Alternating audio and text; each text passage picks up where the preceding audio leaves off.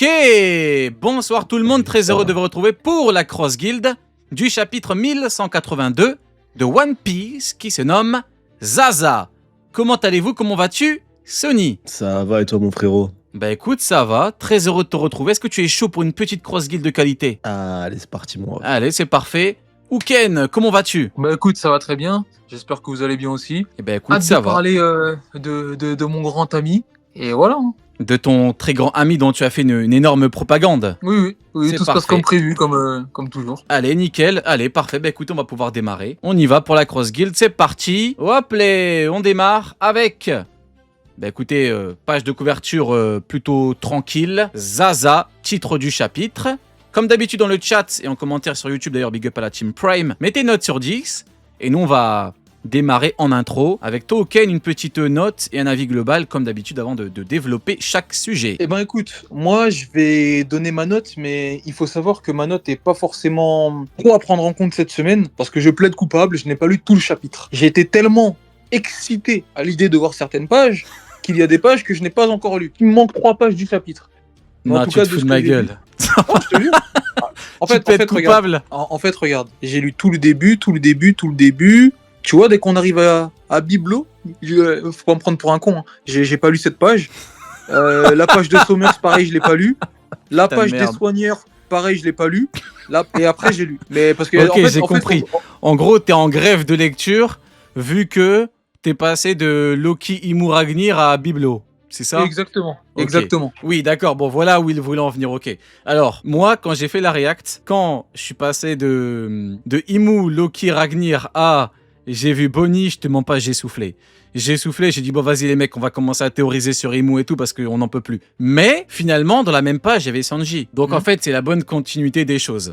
Donc ok. Et toi du coup, Sony, un avis global, une petite note, tranquillement. C'est un bon chapitre. C'est un chapitre qui se déguste encore plus en lecture de tome qu'en lecture hebdo. Parce qu'il y a des informations. C'est ultra intéressant, mais c'est un chapitre de transition. J'ai surtout hâte de voir ce que ça va amener par derrière. On donne des informations, donc on va pouvoir en discuter, théoriser. Mais t'as surtout envie de savoir ce qui va se passer à court terme, tu vois. C'est pas une information qu'on va te donner et tu veux savoir à long terme, donc c'est à court terme. Donc en lecture non hebdomadaire, je pense que tu le bois, t'es heureux et t'es pressé de lire la suite. Mais en lecture hebdomadaire, je mettrais un bon 7 ou 8 sur 10.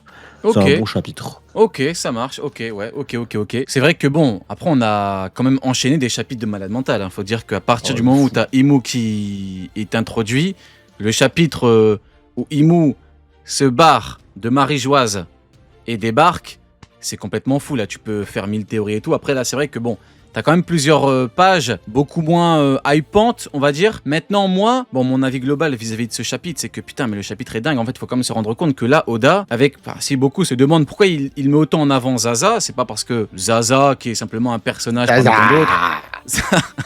J'avais envie de le faire toute la soirée, je me suis dit, vas-y, je vais pas le faire. Je l'ai fait qu'en réac, je me suis dit, vas-y, en cross guild, ça va être insupportable. Si je commence à créer Zaza et qu'on crie tous Zaza, ça va pas le faire. Mais on est quand même dans l'introduction du coup des cadres de Skypiea, ce qui veut bien dire que là c'est bon, là Oda lâche les chiens, là c'est terminé. Ouais. Là on peut vraiment avoir le flashback du Sekoublié à n'importe quel moment avec tous les dieux qui ont confronté tous les dieux, ça va péter de fou furieux. Au niveau de tout ce que incarne Zaza, c'est fou. Le potentiel est fou. Après Ragnir, bien évidemment on va en parler, c'est l'un des sujets. Mais c'est quelque chose que je demande à Oda depuis plus d'un mois. Chaque Cross Guild, s'il te plaît Oda, il y a Imu qui parle avec Nidok, qui parle avec Loki. S'il te plaît, fais en sorte que Imu parle avec Ragnir. On m'a vu comme un fou. Non, c'est qu'un écureuil, non, c'est qu'un marteau. Comment le diable va parler d'eux? Comment ça? C'est vous qui allez me dire ce que le diable doit dire dans One Piece? Le diable connaît Ratatosk. Le diable connaît Ragnir. C'est ça la vérité. Et ça, c'est putain de beau, c'est putain de pique. Chapitre de très grande qualité. Allez, je vous propose de démarrer directement. Hop, avec le premier sujet. Alors, Ouken, on va démarrer avec toi. Vu que tu es l'homme à la propagande, nous avons... D'ailleurs, on a la vraie trad, hein, Manga Plus, tout va bien. Trad officiel du traducteur officiel. Merci pour les travaux. Même si on remercie également l'autre traducteur pour les travaux également. Du coup, il y a Loki qui dit « Sa présence est toujours perceptible. Je le perds de vue quand je suis trop grand. » Et là, tu vois que Ragnir, il paraît beaucoup plus grand qu'il ne l'était. En fait, c'est parce que, a priori, j'imagine que Loki parvient à réduire sa taille en forme dragon. Qu'est-ce que t'en penses? Est-ce que pour toi c'est suggéré? Est-ce que pour toi c'est clair? Qu'est-ce que t'en penses à ce niveau-là? Et qu'est-ce que ça implique? Parce que pour moi, ça implique du coup des combats beaucoup plus simples à ce niveau-là. Pour moi, ce serait logique qu'il puisse le faire, parce que on a bien vu lorsqu'il affrontait Gunkimu que Loki avait énormément de mal à. Et puis c'est ce qui est logique. Hein. C'est comme Je si te coupe la parole sans aucune raison.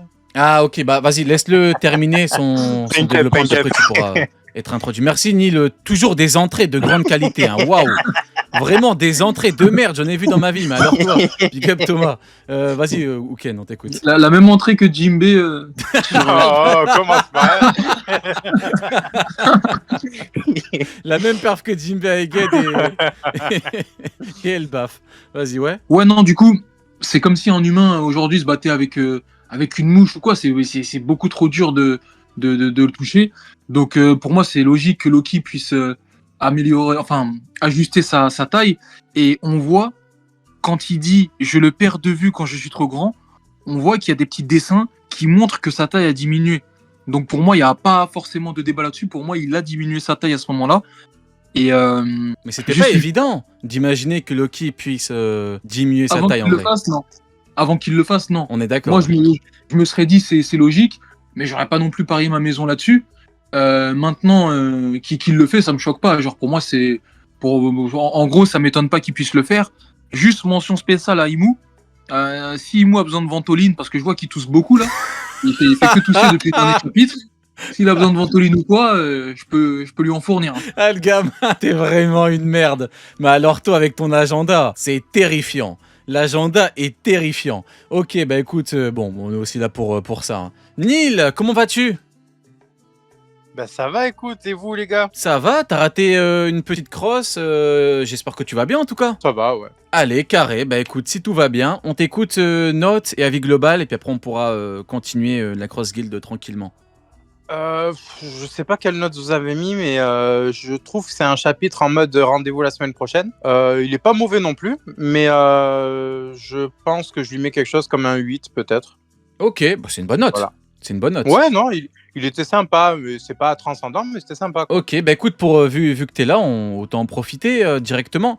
Est-ce que pour toi, le fait que que Loki puisse diminuer sa taille, est-ce que pour toi c'était évident à la base? Parce que pour moi, je trouve ça complètement fou, le fait, parce que en vrai, ça a été une problématique vis-à-vis de Nidhogg. Tu te rappelles, on avait vu des géants, Oda a bien mis en avant, le fait que des géants sur son dos, c'était pas des grains de sable, mais ils étaient tout petits. Là, en vrai, il peut réduire sa taille, je trouve ça fou quand même. Enfin, il le drop normal, Oda, là. Il drop l'info normale. Ben, j'ai l'impression que, comment il s'appelle, Ragnir, il peut à peu près faire la même chose. Donc je me demande si c'est pas un truc lié à des fruits divins. Parce que Luffy peut le faire, mais bon, Luffy, on se dit peut-être que caoutchouc. T'as pas tort, hein, ça peut être lié au... Après, est-ce que Ragnir, c'est considéré comme un fruit divin ou pas? Mythique. Pour moi, oui. Ouais. Pour moi, oui. Vu qu'à partir du moment où on te parle de divinité, de la guerre, machin et tout, je pense que oui. Mais je reviens juste sur un truc, je sais qu'on en parlera tout à l'heure, mais Zaza est gigantesque. Donc, est-ce que justement, c'est pas un truc que tous les utilisateurs liés à des divinités peuvent faire de réduire leur taille? Ouais. Et on en parlera tout à l'heure, mais il y a un truc sur Zaza qui t'a peut-être échappé, mais auquel en fait, c'est une de tes prédictions. Ok. Peut-être que tu t'en souviens pas. Voilà. Alors, moi, je m'en souviens probablement pas. Je suis tellement content, moi, pour Ragnir, frérot. Tout le reste, j'ai mis de côté. J'ai allumé le feu chez moi dès que Imoa parle avec Ragnir. Le reste, j'en ai strictement plus rien à foutre. Mais on en parlera vite, c'est intéressant. Et toi, du coup, Sony, le fait qu'il puisse changer de taille, t'aimes bien? T'aimes pas? Tu trouves ça normal? Bah, tu sais quoi, j'avais même pas fait attention qu'il avait changé de taille. J'ai même pas eu l'impression qu'il avait changé. Tu sais, quand il dit sa présence est toujours perceptible, je le perds de vue quand je suis trop grand. Je me dis, bah, en fait, sur le coup, j'ai pensé qu'il a ressenti sa présence, mais que là, comme il est en forme dragon, ça l'handicape et ça va être un de ses points faibles. Et c'est permettre à Oda, peut-être, des fois, d'éviter qu'il soit tout le temps en forme dragon. Et parce que c'est trop galère à dessiner peut-être les combats sous cette forme-là. Mais c'est vrai qu'avant que vous en parliez, pour moi, j'avais pas fait attention et je me suis même pas rendu compte. Et même là, j'ai du mal à voir le fait qu'il est rapetissé, en fait. En fait, tu vois, par rapport à Ragnir, quoi, il est beaucoup plus grand comparé à ce qu'il est réellement vis-à-vis de proportionnellement à la taille de Nidhogg, quoi. Oui, pour moi, il était déjà grand, il était balèze. Même quand Luffy était en mode géant sur son dos. Ouais, mais il était pas, pas pour moi, aussi ça grand. m'avait pas. Ah, pour Je sais toi, plus comment pour il toi, était ça te paraît grand, pas hein. évident là qu'il change de taille? Ouais. Et tu sais, la première fois, on voit Luffy sur son dos, à côté de l'écureuil. Luffy, il est en taille gigantesque. Et il fait cette taille-là à peu près par rapport au géant. C'est pour ça que j'ai pas fait attention. En tout cas, Seigneur, regarde, je vais ça m'a t'envoyer pas sur. sauté. Ouais, justement, je suis en train de mettre l'image là, tac, et je la mets. Je sais pas, En c'est vrai fait, que sur le coup, ça me comparativement rappelle à la pas. case qu'on a avant, il est tout petit Ragnir à côté. Ah, Quand peut-être tu à la case compares. d'avant, ouais. Peut-être. Ouais. Après, bon, tu connais, c'est les proportions, c'est Ouais, avec voilà. Oda, ouais, je sais pas. J'ai pas. En tout cas, sur le coup, Mais c'est vrai moi, que j'ai honnêtement, en pas première pensé à ça. lecture, dès que j'ai lu, je me suis dit, ah, il est vachement grand, Ragnir. Mais en vrai, de vrai, avec du recul, après, je me suis dit, ah bah non. Je me suis dit, bah ça me paraît logique qu'il devienne plus petit. Mais du coup, par rapport à ce qu'on disait par rapport à Shanks, en fait, l'une des grandes problématiques qu'on avait par rapport à Shanks et tout, c'était pas. Non, mais en vrai, même, à la fin, quand t'es KO, Shanks, il doit quand même traîner un putain de géant antique de je sais pas combien de mètres. Comment Ouais, il a parce que fait? même Loki, Mais comment il l'a même ramené, Loki, baf? frérot, je sais pas, frérot, je sais pas. Mais il a dû Franchement, c'est un des l'attacher. mystères, Ok, frérot. t'as une idée de comment Shanks a pu ramener Loki? Pas en termes de comment il a gagné, mais comment il a pu le ramener? Tu sais, c'est un truc qui me fascine, quoi. Tu sais, il doit être fort, Shanks, hein. Putain, tout le monde a traîné le. Non, bah pour moi j'allais dire c'est simple. Non, c'est pas simple, mais pour moi, ils ont construit un espèce de radeau où ils l'ont mis dessus et ils l'ont ramené avec le navire et le navire traînait Ah le oui. radeau. Ah, comme une Ben, c'est ce qui a remorque. été fait. Comme Ouais, une c'est ça. remorque, tu sais, sur l'autoroute. Tu vois toujours des mecs qui traînent un cheval derrière. Il y a que Ouais, moi c'est qui en ça, vois de c'est temps en ça. Ah temps. oui, oui, oui. Ouais, tu vois, bah Pour voilà, les bah trucs Loki, c'est le d'équitation. cheval. Ouais, ouais. Ils l'ont mis sur Mais, un putain de radeau. Ouais, bah ouais. Ça a déjà été fait pour Stansten, mais le truc, c'est que Stansten, c'est un géant qui est pas si grand que ça par rapport à Loki. Tu vois un corps tel que celui de Loki sur C'est un dingue, radeau hein. Ouais, bah écoute. Ouais, bah écoutez, tout est possible dans ce monde, hein. Quand tu regardes les ports de la justice, c'est vachement grand et ça a été fait d'ailleurs. Un certain Xébec les a même fumés, ils les ont retapés. Donc c'est même pas l'œuvre d'une divinité de l'époque, ou dieu de la terre ou de l'acier, de que sais-je. Ok. Alors maintenant, on entre un petit peu dans un sujet un peu plus. Tiens, putain, ah, je veux vraiment l'avis d'Uken en premier là, impérativement. Alors je cite les propos de Imu. Mu ne pensait pas te recroiser un jour dans ce monde. Kof, espèce de traître. Nidog. Tiens. Et ensuite, Ken. coff. Et ensuite, coff, voilà, Ventoline, voilà, vas-y, tu peux l'allumer à ce niveau-là si tu veux. Qu'est-ce que tu penses du sale traître? Alors, en sachant que. Vas-y, non, d'abord, je te demande ton avis à toi, puis après, je donne mon avis à moi. En fait, avant de donner mon avis, je me dis lourd parce qu'en fait, c'est pour ça qu'on aime One Piece en mode tu t'imagines tellement de choses, t'arrives à t'imaginer tellement de choses juste avec une seule phrase d'un personnage. Tu t'arrives à t'imaginer sa vie, t'arrives à t'imaginer les choses qu'ils auraient vécues ensemble, t'arrives à t'imaginer le pourquoi ils se sont frités, qui était avec qui faisait quoi.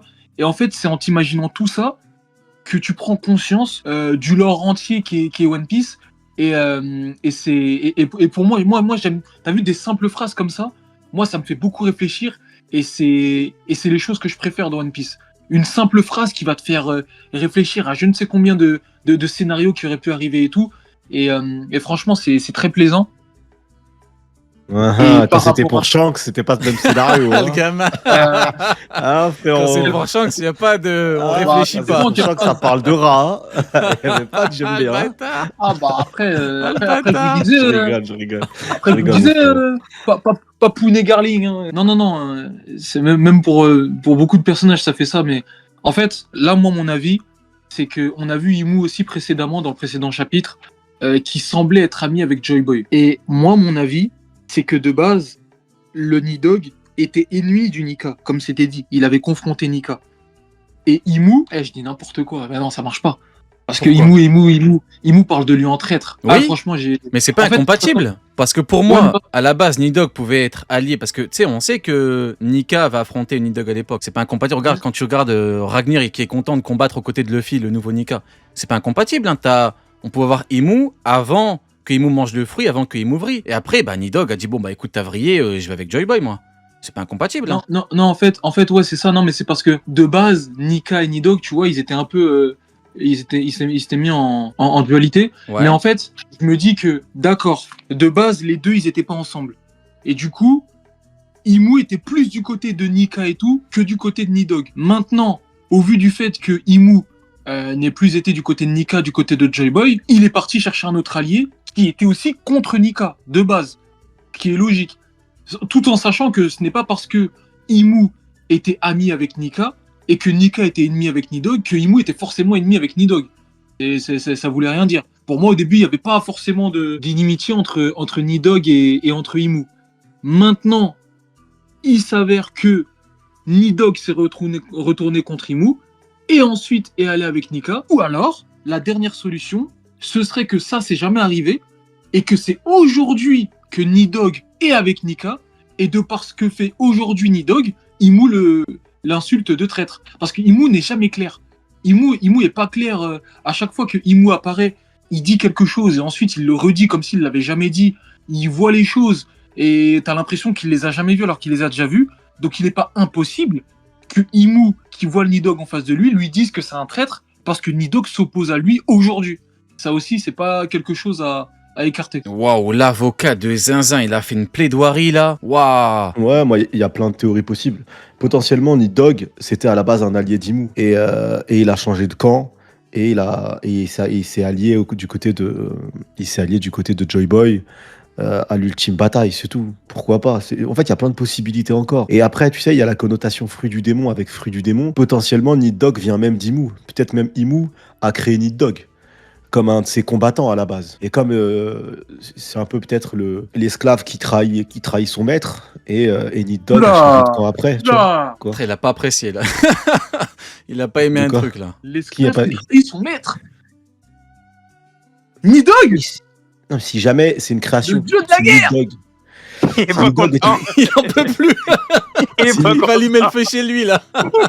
Si Nidog est une création de Mu, c'est qu'à la base il appartenait à Mu. Mais après potentiellement il a changé de camp et potentiellement même il a fait un être beaucoup trop fort qui a sa propre volonté. Nidog a fait ses propres choix et il était insoumisable. Donc il y a plein de possibilités possibles. Faut pas oublier que Mu, son blaze c'est fruit du démon, et que Nidog se transmet via un fruit du démon. Donc il y a tacitement il y a un lien entre Imu, rien que par ça, parce que je viens de dire là. Il y a un lien entre Imu et Nidog. Maintenant, quel est ce lien? Et le lien, en tout cas, il est assez fort pour qu'elle le considère comme un traître. Ouais. Après, moi, honnêtement, ceux qui À un moment disent donné, ils étaient que assez proches. ceux qui disent que Nidog c'était la petite chose de Imu et tout, bon, faut pas oublier qu'on parle quand même du dieu de la guerre qui se balade toujours avec Ratatosk. Hein, donc ça voudrait dire que du coup les deux étaient le caniche et le petit écureuil de Imu. Enfin, ça me paraît quand même bizarre au vu de tout ce qui est raconté. Et surtout, Oda a quand même montré que Nidog et Ratatosk ont affronté le Nika originel. Hein. À quel moment tu me dis que c'est les petits de Imu, ceux qui combattent l'entité originelle, Dieu Soleil? Enfin, non. Je vois pas ça comme ça, moi. En fait, c'est ça, mais en vrai de vrai, moi, j'en parlerai plus quand on parlera du Ragnir et du fruit et tout. De ce que je pense depuis le début, vous comprendrez certaines choses. Marche. Mais en tout cas, pour moi, le plus important, c'est le contexte. Hein. C'est espèce de traître, le contexte fait tout. Encore une fois, j'avais pris l'exemple, je sais pas, t'es là, tu fais du foot avec ton pote, chaque samedi soir, et à un moment il dit viens on va braquer un magasin. Bah non, j'ai pas envie de braquer un magasin frérot, moi je suis là pour jouer au foot. Il va te dire quoi? Ah sale traître, tu m'abandonnes. Bah non, dans ce contexte-là, est-ce que c'est vraiment un traître? Bah non, on va te faire foutre au bout d'un moment. Qu'est-ce que tu me mets dans une galère, dans une salade parce que tu veux faire le con? Donc en fait ça dépend. Imu dit sale traître, si Imu a vraiment vrillé, Imu peut considérer Nidog comme un traître. Concrètement, est-ce que factuellement ça fait de lui un traître? Je ne crois pas. Et toi, Neil, ton avis sur Belzébuth qui traite Nidog de traître? Ouais, je me demande si c'est pas carrément, tu sais, par rapport au lien entre Loki et Xebec, je me demande si c'est pas carrément que ça s'est pas joué entre comment il s'appelle, Davy Jones et le dieu de la guerre, ou même le descendant du dieu de la guerre de l'époque, et la relation entre Davy Jones et Imu. Tu sais, il y avait 3 clans. Est-ce que Nidog n'a pas trahi à ce moment-là la bande originale pour aller du côté de Davy Jones contre d'un côté Joy Boy et de l'autre Im? J'ai pas l'impression que Im vit à notre époque. Je sais pas, pour moi il y a un blocage temporel au niveau de ce personnage-là. Il a pas vu le temps passer, il a construit son monde. Pour lui, j'ai l'impression que on est toujours à l'époque de Davy Jones, tu vois. Oui, d'où le... C'est toi Davy Jones. Oui, bah oui. Quand Ouais. Imu avait vu, avait regardé Xebec. Ok.